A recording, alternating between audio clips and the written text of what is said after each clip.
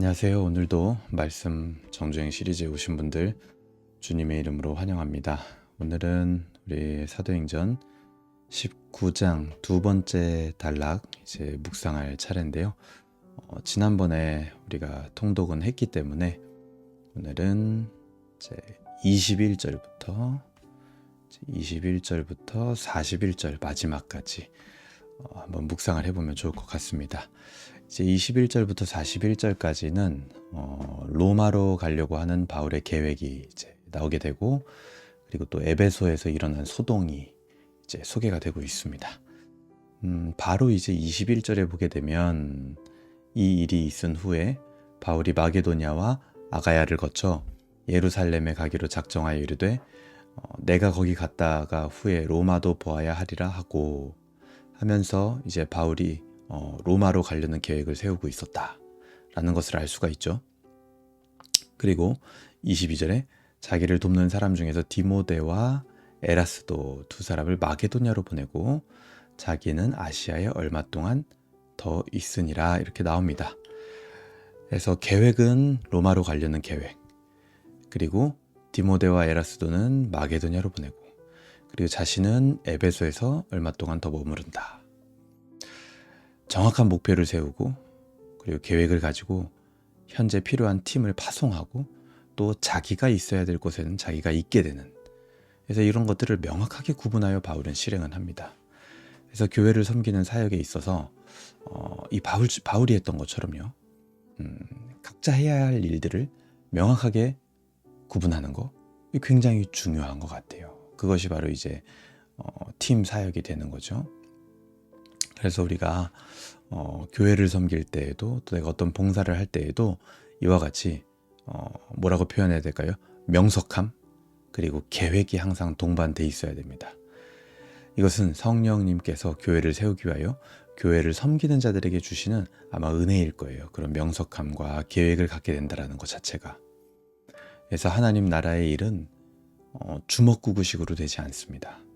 물론 계획한 대로만 되는 것도 아니다라는 것을 우리가 이제 마게도냐로 인도하시는 그 성령님에 의해서 경험을 하게 되죠. 보게 되었습니다. 네, 그렇다고 모든 계획이 그럼 불필요하냐? 필요 없느냐? 그렇지 않다라는 거예요. 마찬가지입니다. 여러분, 우리가 오늘 한번 이 첫 번째 단락만 보고도 생각해 봤으면 좋겠어요. 내게 맡겨진 하나님 나라와, 그리고 우리가 섬기고 있는 지역교회를 섬기는 데 있어서 명확한 나의 목표와 계획이 있는가? 반드시 필요하다라는 거죠. 그리고 나서 이제 23절부터 이제 28절까지 쭉 보게 되면 이 에베소 지역에 바울이 전한 복음 때문에 이제 직접적인 피해를 입은 사람들이 있었다라는 것을 우리가 알 수 있습니다. 이 사람들은 어떤 사람들이냐? 아데미라는 우상을 만들어서 파는 사람들이었는데, 그야말로 철저하게 상업 정신으로 이제 무장을 하고 우상을 판매했던 사람들인 것 같아요. 장사로서. 그래서 바울의 복음이 이 우상의 허무함을 드러내니까 이들이 막대한 손해를 보게 된 거죠. 그래서 이들에게 있어서 어쩌면 바울은 이 영업 경쟁자처럼 여겨졌을지도 모릅니다. 왜냐하면 자기들이 지금 이제 아데미 우상을 그렇게 대하고 있거든요. 지금 막 어떤 의미를 가지고 대하는 게 아니라 그냥 돈 벌어다 주는 수단으로. 그렇기 때문에 바울도 그렇게 보일 수도 있는 거죠. 그래서 이들이 이제 소동을 일으키고 사람들을 선동해가지고 막 사람들이 모이게 되는데, 그렇게 소동을 일으켜서 선동해서 모이는 사람들의 특징이 32절에 딱 그들의 특징, 그렇게 모인 사람들의 특징이 뭐냐 딱 나오게 되는데, 32절 보세요. 사람들이 외쳐 어떤 이는 이런 말을 어떤 이는 저런 말을 하니 모인 무리가 분란하여 태반이나 어찌하여 모였는지 알지 못하더라. 모이긴 모였는데 왜 모였는지, 또 자기들이 무슨 말을 하고 있는지, 그냥 그저 뭔가 자기 자신들한테 어떤 손해가 있을까봐, 그래서 그냥 335 모인 겁니다. 대단한 뜻을 가지고 모인 게 아니고요. 그래서 그런 막 이제 소동이 벌어지니까 이제 바울의 그 각계각층에 있었던 동역자들이 바울을 보호했고, 또 소동은 사실상 얼마 가지 못해서 잠잠해집니다. 37절에 보면 이렇게 말을 하죠. 사도 바울을 변호를 하는 거예요. 어떤 면에서는 신전의 물건을 도둑질도 아니하였고 우리 여신을 비방하지도 아니한 이 사람을 너희가 붙잡아 왔으니 지금 뭐 어떻게 할 수가 있겠냐.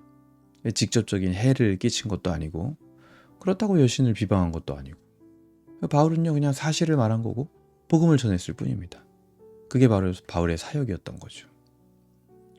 그래서 이제 소동은 사실은 좀 흐지부지 되는 모습으로 마무리 지어지게 됩니다.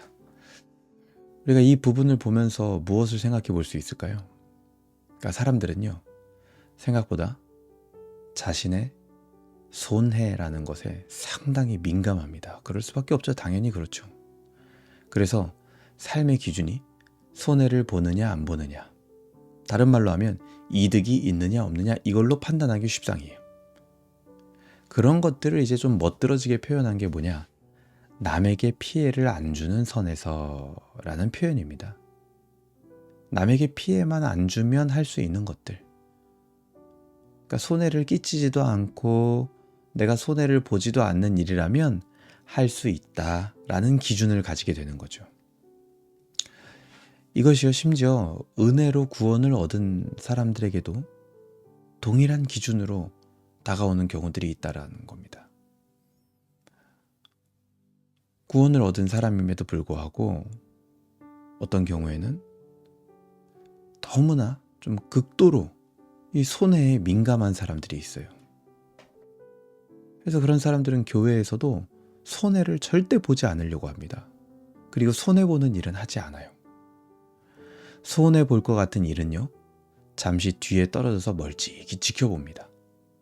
그리고 손해가 없을 것 같을 때에야, 어떤 응답과 자기에게 이득이 있을 것 같을 때가 돼서야 동참하게 되는 그런 일들이 안타깝게도 나타난다는 겁니다. 여러분, 때로는 이 복음이라는 것은요 누군가를 손해보게 할 때도 있습니다.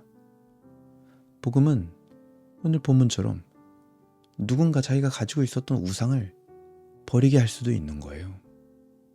우상과 관련된 것들을 손해보게 할 수도 있는 겁니다.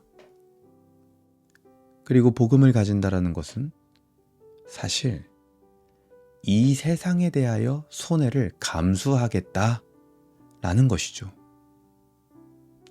그리고 그 손해는 비교도 안 되는, 그 손해랑은 비교할 수 없는 하나님의 은혜와 사명을 붙들게 되는 게 바로 복음인 거죠. 사실 우리 모두는 손해보지 않으려는 세상에서 손해보지 않으려는 인생을 살았던 사람들이고, 또 아마 우리가 복음이 아니었으면 그렇게 살았을 겁니다. 근데 하지만 하나님은 어떻게 하셨습니까? 그런 자들을 불러서 예수님께서 우리가 가져야 할 죄로 인한 사망과 죽음의 이 막대한 손해를 예수님이 해결해 주셨다라는 거예요. 우리는 어떻습니까?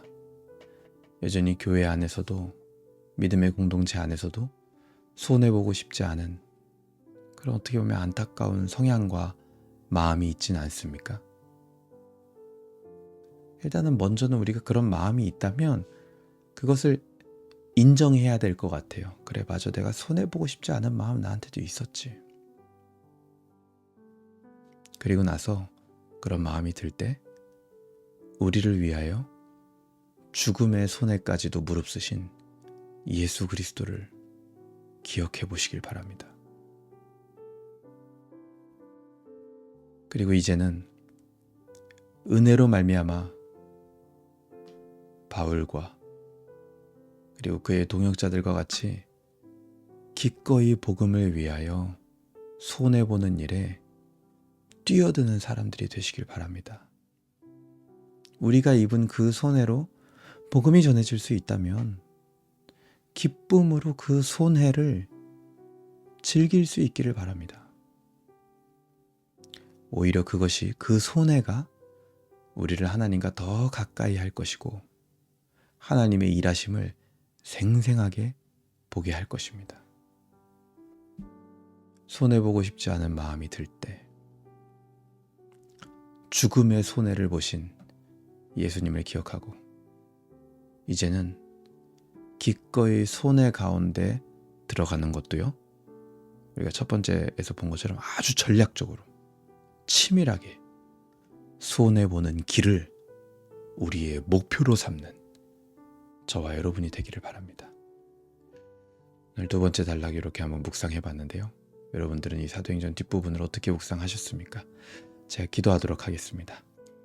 하나님 아버지 감사합니다. 오늘 사도행전 19장 말씀 통하여서 복음은 때로는 사람들과 우리 인생에 손해를 가져다 주는 것처럼 보일 때도 있음을 다시 한번 깨닫게 됩니다.